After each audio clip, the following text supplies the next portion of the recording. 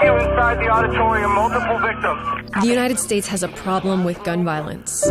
We hold the victims in our hearts. Perhaps we may never fully understand it. A man with a semi-automatic weapon. We talk about it after mass shootings, but it's much larger and more complicated than those debates allow. That is not accurate. Here's what you need to know about the state of gun violence in America.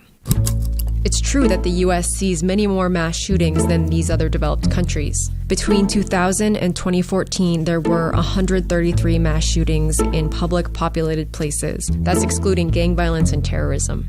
Of course, the U.S. is a much larger country, but if you adjust for population size, it still ranks higher. Of these countries, Finland is next, with just 2 shootings over 14 years, but a much, much smaller population. And this type of tragedy seems to be happening more often in the U.S. Each of these squares represents a public mass shooting with 4 or more fatalities. Before 2011, they happened 6 months apart on average. But since then, only 2 months go by between them.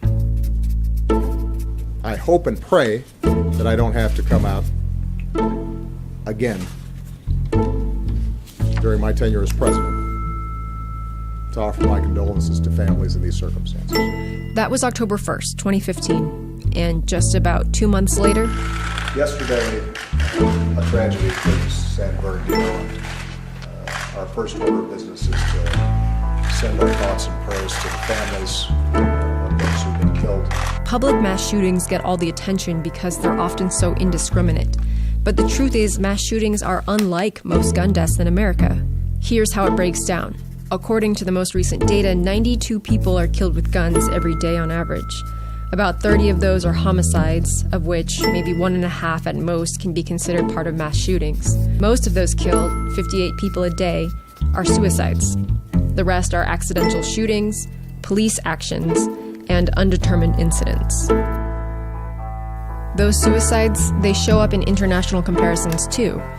These are the 10 countries ranked highest on human development by the UN. The US has the highest suicide rate among them, and this darker bar shows how many of those are with guns.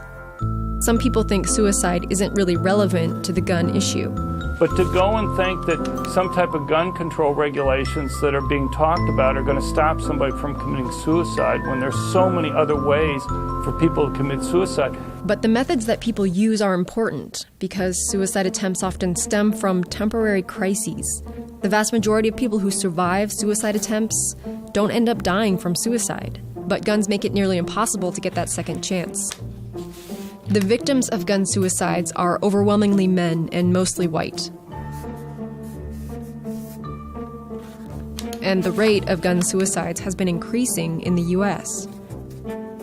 At the same time, the rate of gun homicides has been decreasing, especially since the 90s when crime rates in general were higher. But if you compare the US to other developed countries, it doesn't look like good news. These are homicides adjusted for population size. The US would probably have a higher homicide rate even without guns, but you can see how gun violence pushes that rate far beyond the other countries here. The victims of these shootings, they're not the ones you often see on the national news. They're disproportionately young black men.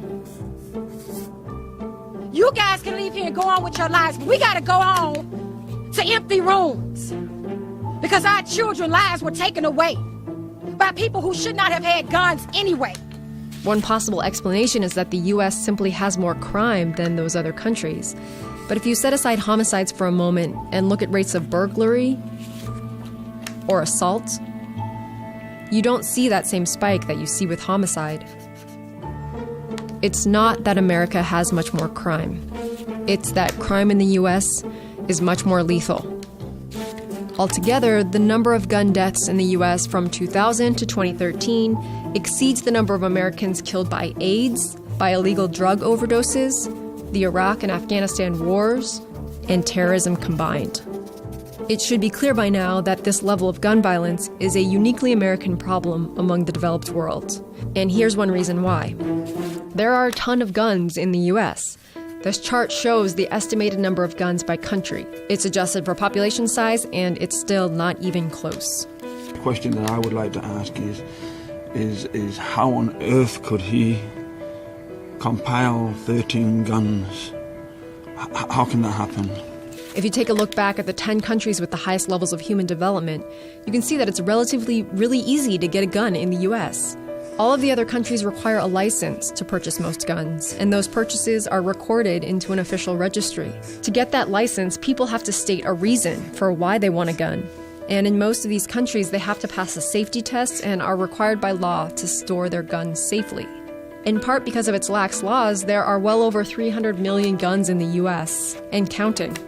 This chart doesn't reflect private sales, but it shows the number of background checks, which all federally licensed dealers have to run. It suggests that the demand for guns has been increasing steeply since Barack Obama took office.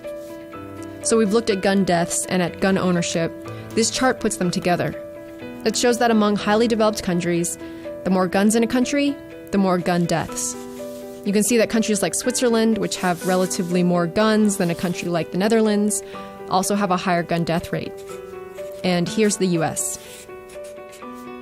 Likewise, US states with more guns have more gun homicides.